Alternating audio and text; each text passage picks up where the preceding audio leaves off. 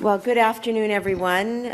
Thank you so much for being here. Bonjour tout le monde. C'est un plaisir de vous voir cet après-midi. Et aussi, I would like to welcome Mexico's Foreign Secretary, Minister of Foreign Affairs, Roberto Velasco, to Ottawa. It is wonderful to see you here, Roberto, and bienvenido a Ottawa, Roberto. We've had a productive day of discussions. I'm going to speak to those in a moment.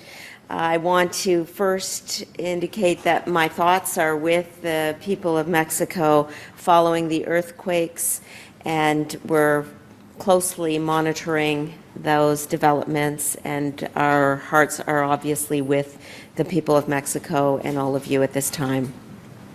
I wanted to also start by saying Mexico and Canada have a strong partnership. We are friends. Somos muy buenos amigos. Grâce au partenariat Canada-Mexique, nous approfondissons notre collaboration dans des secteurs clés, notamment le commerce, la sécurité et l'innovation, tout en faisant avancer des priorités communes qui renforcent nos économies et créent des occasions pour nos populations. Minister Velasco, your visit today underscores the strength of our bilateral partnership. It also reflects the importance of North American coordination at a time when our cooperation has never been more essential. The World Cup demonstrated in many ways that cooperation is our competitive advantage on the pitch, across our cities, and of course among our countries. And as they say in Mexico, la unión hace la fuerza. Unity creates strength. And that spirit is reflected in the relationship between Canada and Mexico. Mexico is Canada's third largest merchandise trading partner with more than $62 billion in annual two-way trade.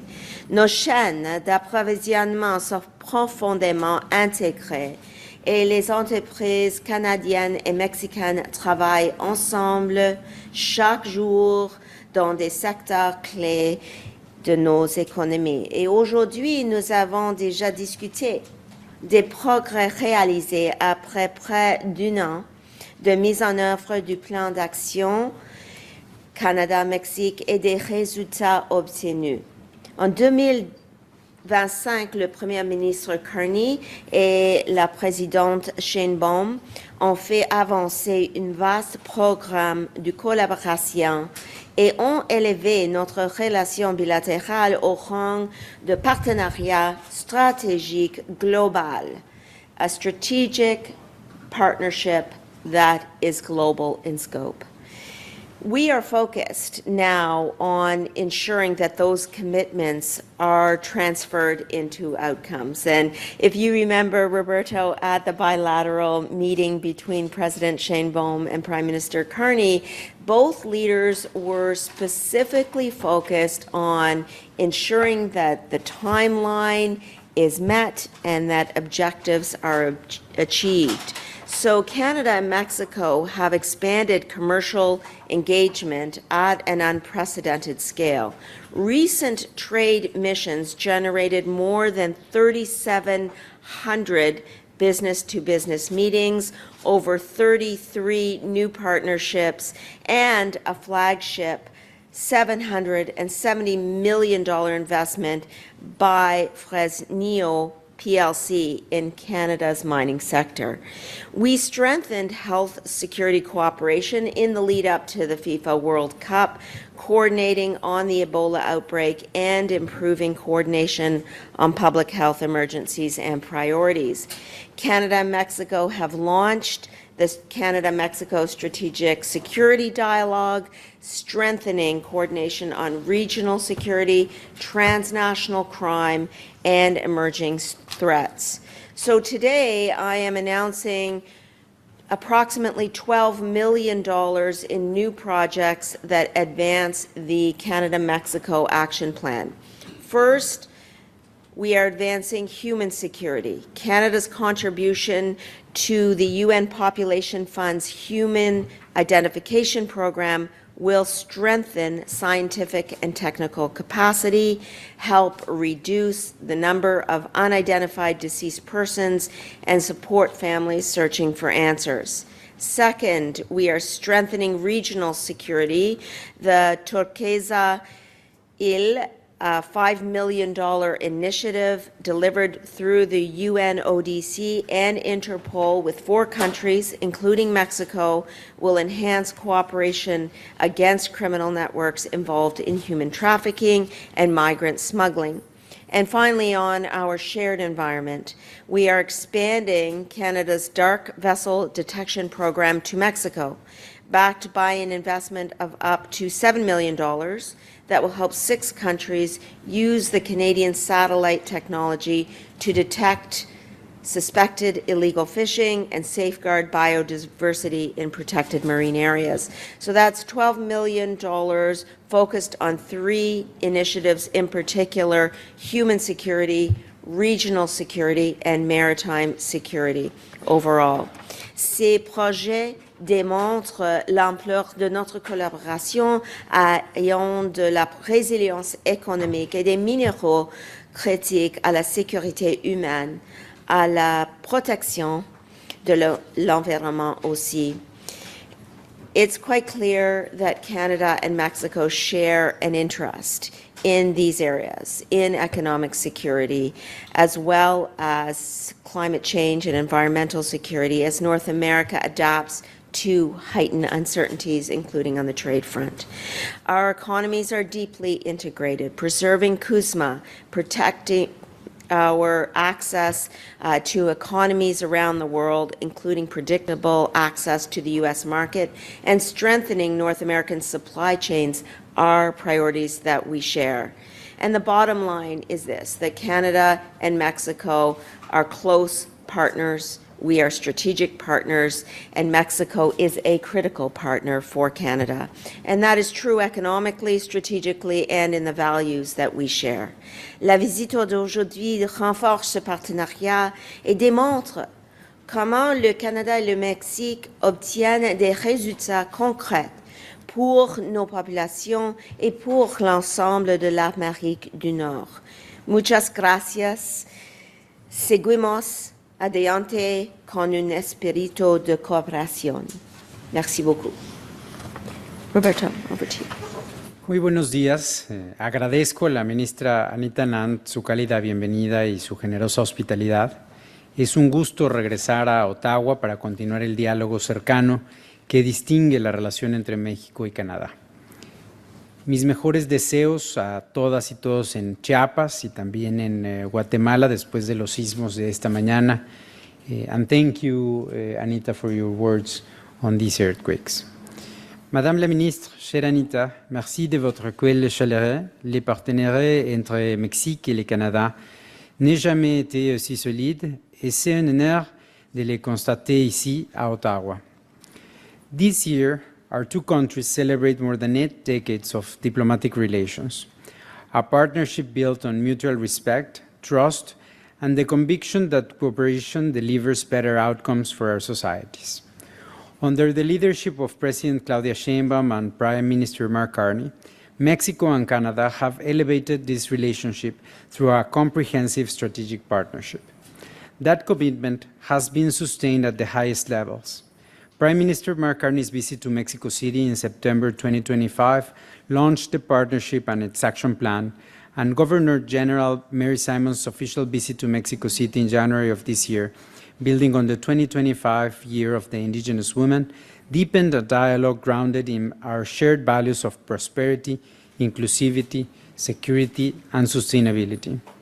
The Mexico-Canada Action Plan 2025-2028 is a principal framework for this work. Less than a year after its launch, we have advanced over 30 shared initiatives across its 4 pillars, sustained by an active schedule of ministerial meetings, technical exchanges, and institutional dialogue. Allow me to be concrete about what this partnership means in practice. Under the Prosperity Action Pillar, we are facilitating trade and investment and strengthening port and maritime connectivity, while advancing joint work on critical minerals, clean energy, and advanced manufacturing, the sectors that will define North America's competitiveness. Under the pillar of mobility, well-being, and inclusion, we continue to expand the labor and mobility programs that bring tens of thousands of Mexican workers to Canada each year, to the mutual benefit of both economies. And through our security and environment pillars, we are deepening cooperation on public safety, emergency preparedness, and climate action. This is the true substance of our partnership, coordinated action in the areas that matter most. Today's discussions confirm that this momentum continues to grow. We reaffirmed our commitment to deepening cooperation in trade and investment, energy, health, labor mobility, security, and environmental sustainability, and we identified new opportunities to translate political dialogue into concrete results. We also exchanged views on regional and global developments. When President Sheinbaum traveled to Kananaskis in June 2025 at Canada's invitation to the G7 Leaders Summit, she and Prime Minister Carney reaffirmed the value of rules-based cooperation and reliable supply chains. Mexico and Canada will continue working together through dialogue, multilateral cooperation, and respect for international law to address the challenges facing our region and the international community. Our economic partnership remains one of the defining strengths of this relationship. Supported by CUSMA, known in Mexico as TMEC, and by increasingly integrated supply chains, our countries are well positioned to keep generating growth, innovation, and shared prosperity across North America. And this Sunday, the eyes of the world will be on our region again for another reason: the final game of the FIFA World Cup, the first ever hosted by three nations, Mexico, Canada, and the United States, have shown what North America can accomplish when we play as one team, on the field and beyond it. Mexico and Canada are proving that in North America, partnership is not a slogan, it is a working method. Let me tell you that I honestly believe that this is a prime moment of the Mexico-Canada relation.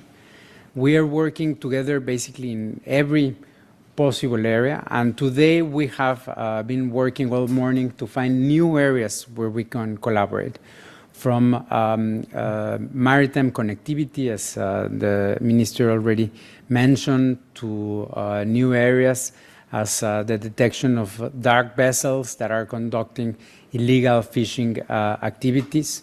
Obviously, expanding our economic cooperation and finding new business opportunities for our companies. And of course, areas like audiovisual cooperation, cultural cooperation, and bringing different art exhibitions from Mexico to Canada and from Canada to Mexico. So I would say that this is a relation that offers only positive areas of cooperation. It offers opportunities, and we basically don't have any areas of friction, fortunately. We only have areas of opportunity. So I'm very excited to work with Minister Anand, to keep working with the different areas of the Canadian government, and of course, to work with the private sector and to work with the Canadian society to foster this already great relation that we have with Canada and to make it into one of the best relations that Mexico has around the world. Reitero mi sincera gratitud a la ministra Anand por su hospitalidad y por las productivas conversaciones sostenidas durante esta visita. La asociación entre México y Canadá entra en una etapa de cooperación aún más estrecha que seguirá creando oportunidades, fortaleciendo América del Norte y mejorando el bienestar de nuestras sociedades. Muchísimas gracias. On va maintenant commencer la conférence de presse. On a le temps pour 5 questions, mais pas de suivi. We will now start the press conference. We've got time for 5 questions, no follow-ups. Please state your name and your outlets. Steve Chase with the Globe and Mail. Welcome to Canada, Mr. Velasco. My question is for both ministers, but particularly for you. I couldn't help but notice that our chief CUSMA negotiator, our chief TMEC negotiator, Janice Charette, is here at the meetings as well. And There's something we both have in common. Canada and Mexico have both embraced Chinese automobiles, in particular Chinese electric vehicles. I think it makes up 20% of your market right now, and both countries are hoping to welcome Chinese manufacturing into their countries. So my question for you is about TMEC.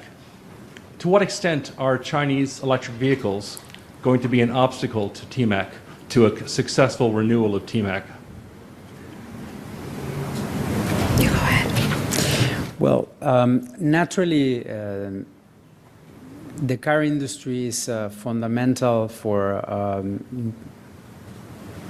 our country. It creates millions of jobs in Mexico. We don't have a large manufacture of Chinese vehicles in Mexico right now. I don't think there's more than one Chinese manufacturer in Mexico. At this point, we import vehicles from China for mainly the let's say, lowest cost vehicle sector of our market. We implemented some new tariffs in January as part of a broader strategy of industrial relocalization that is the Plan Mexico. But of course, we're always looking for ways in which we can expand the industrial part of Mexico. Of course, this is part of the USMCA talks, and we continue to look for ways as well to lower the tariffs that the United States has implemented. This is part of the conversation that we have with the United States. And we look forward to continue engaging in this conversation with the U.S. And of course, this is part of the conversations that we have with Canada in terms of our general coordination around the USMCA. I will say a couple of things.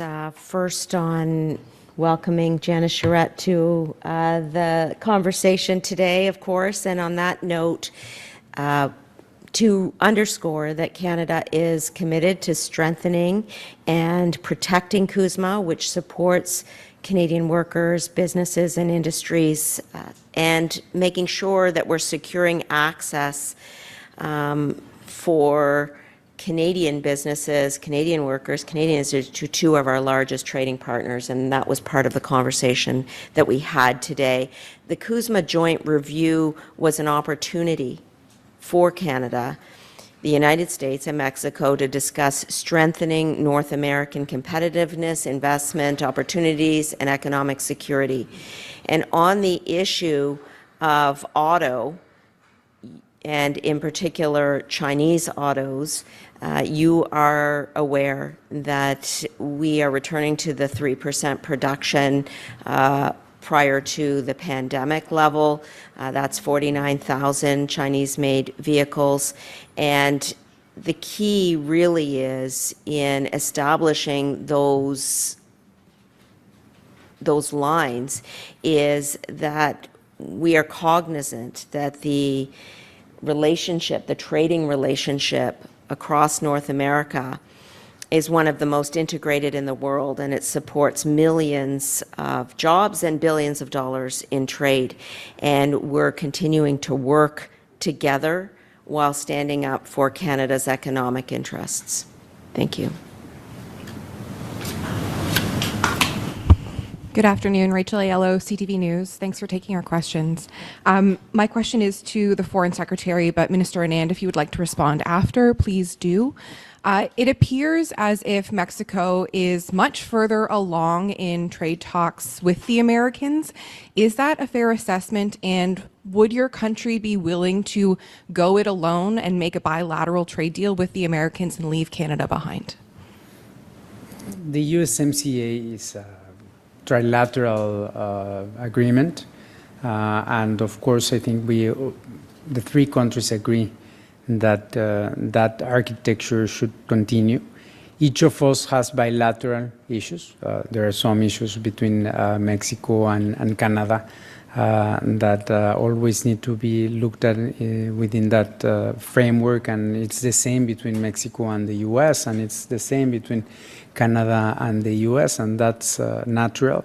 And each of us has a different nature of the bilateral conversation, so I cannot definitely characterize the nature of the Canadian conversations with the United States. Each of us is trying to resolve its bilateral issues in their own way.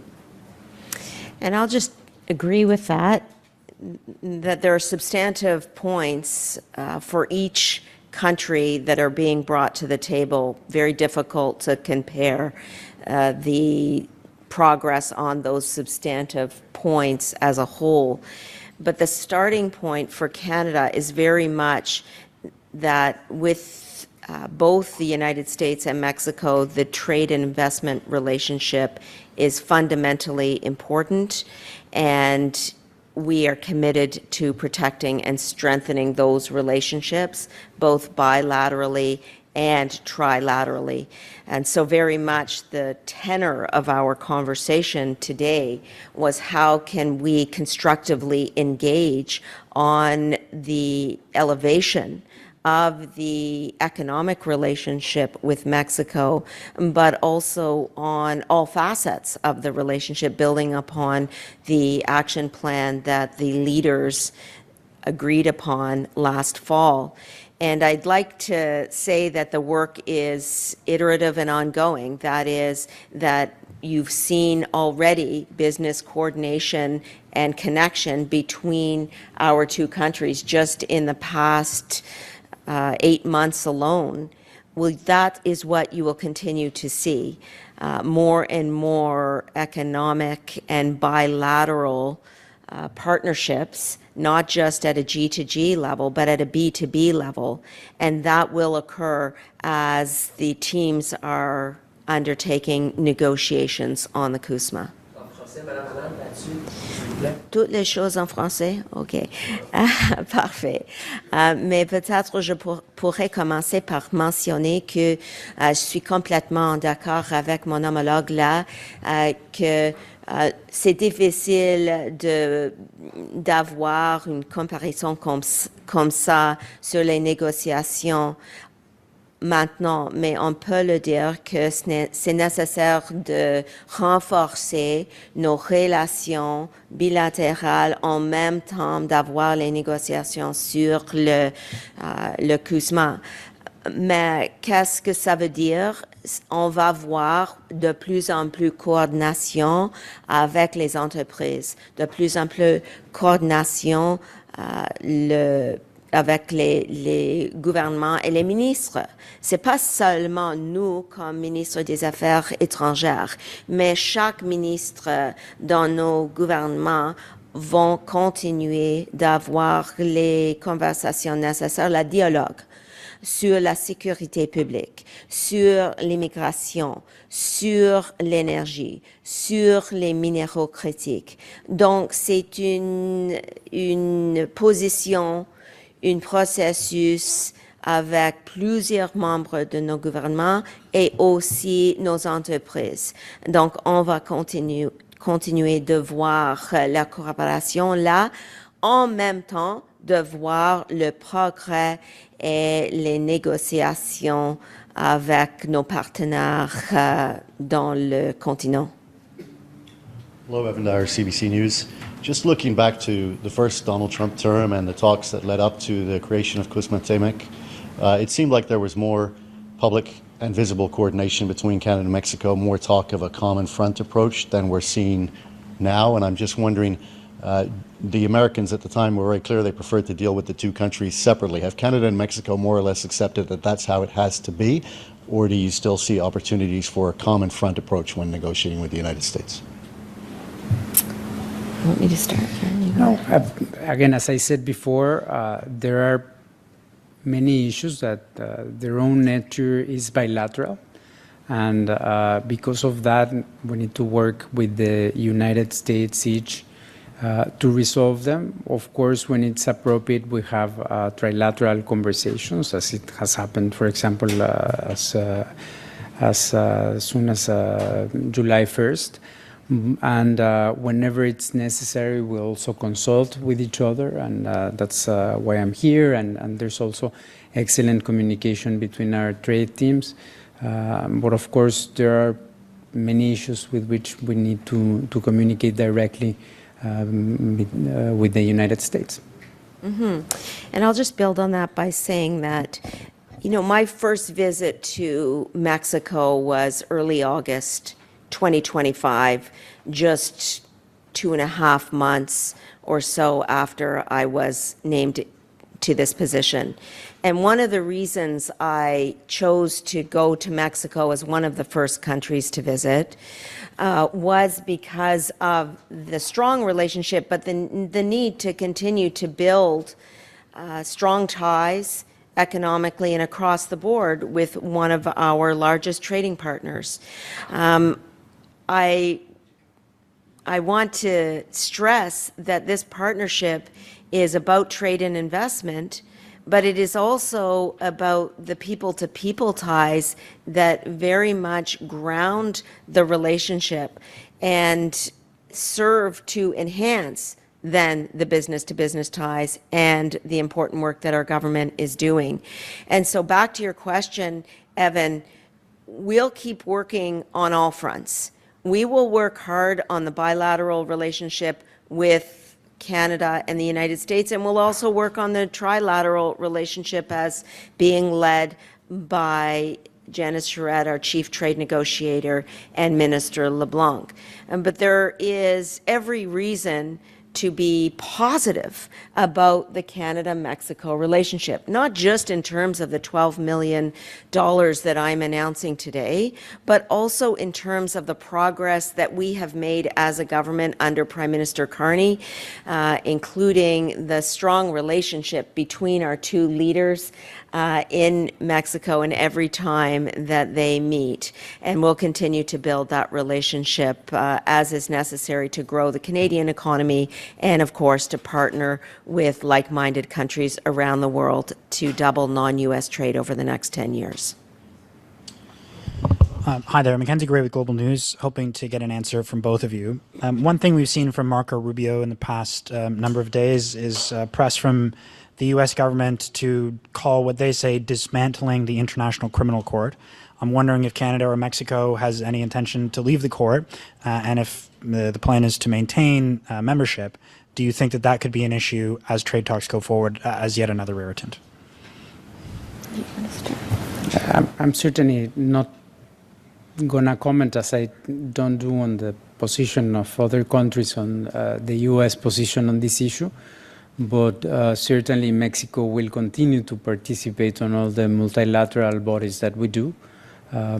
We were part of the formation of this multilateral system, and we continue to believe in it.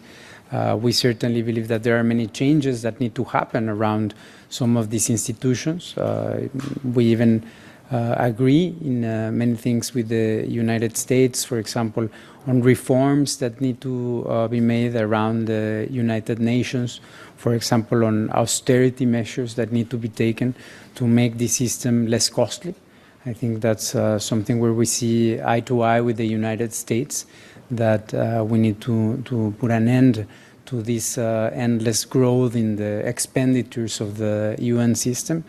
But we also believe that this is the best system that we've had to deal with global and international issues. So we intend to be participants of the system. Thank you, Mackenzie, for the question. I was pleased to speak with Secretary Rubio recently at the NATO summit just last week. We had a conversation about Arctic security and work that we will continue to do on regional security, and in particular Haiti. On the subject of your question, the ICC, in our view, should not be politicized, and Canada is a founding member of the ICC and will continue to be a strong supporter of the ICC and its mandate, as we have been since it was established. Therefore, we'll continue to advocate for the court's independence, its impartiality, and its integrity. And in particular, as a former law professor, I will say that the independence of the judiciary is a fundamental value that Canada holds, and it's fundamental to the rule of law. And there is no scope for political interference in terms of the work that judges do. That is absolutely clear. And I will reiterate that Canada remains a strong supporter of the ICC. Thank you. Last question, dernière question. Bonjour, Frédéric, Radio-Canada. Donc, je voudrais peut-être avoir votre réponse à vous deux en français, si possible. Je crois que vous parlez aussi français, secrétaire, un petit peu. Un peu, d'accord. Madame Anand, justement, avec la présence de Madame Charette qui est ici aujourd'hui, avec la discussion entourant l'ACUM, CUSMA, est-ce qu'il y a une stratégie commune? Est-ce que vous parvenez à vous entendre sur une stratégie commune pour arriver avec les Américains, pour ramener les négociations? Le Mexique négocie déjà. Est-ce qu'on peut ramener les négociations trilatérales ou même commencer des négociations avec le Canada? Est-ce que vous vous êtes entendus sur une stratégie commune? Mais premièrement, peut-être je pourrais commencer par mentionner que nous sommes des partenaires, bien sûr, et nous sommes ensemble avec les États-Unis sur les négociations pour l'ACUM. Qu'est-ce que ça veut dire dans le mois prochain? Pour nous, comme nous avons discuté, nous continuons d'être en contact. Nous sommes dans une relation stratégique.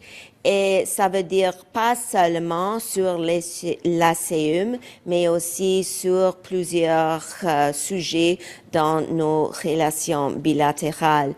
Donc, dans les mois prochains, c'est nécessaire pour nos équipes d'être en contact.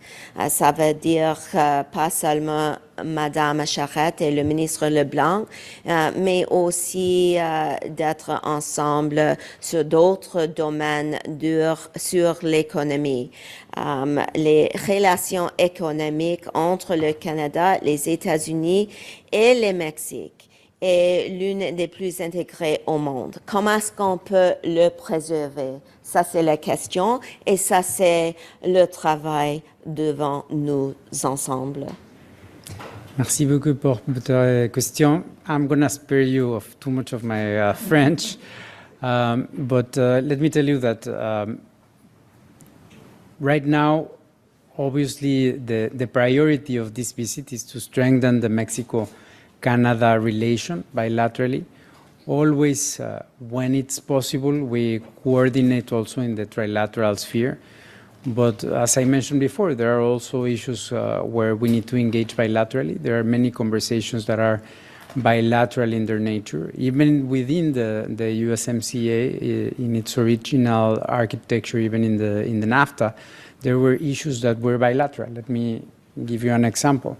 We have the North American Development Bank in the NAFTA and then in the USMCA, which is actually only a development bank that is designed to finance projects in the US-Mexico border. So even since its inception, it was a US-Mexico initiative, even since the original negotiation of the NAFTA. So because of that, obviously, there's no sense in coordinating all issues and having a joint strategy in all issues. So there are several conversations in which we're working bilaterally with the United States, as we understand Canada is doing. And of course, we have excellent communication between our trade teams. And we continue to work as well in our own bilateral trade issues, and we will continue to do so. That concludes today's press conference. Thank you so much. Thank you.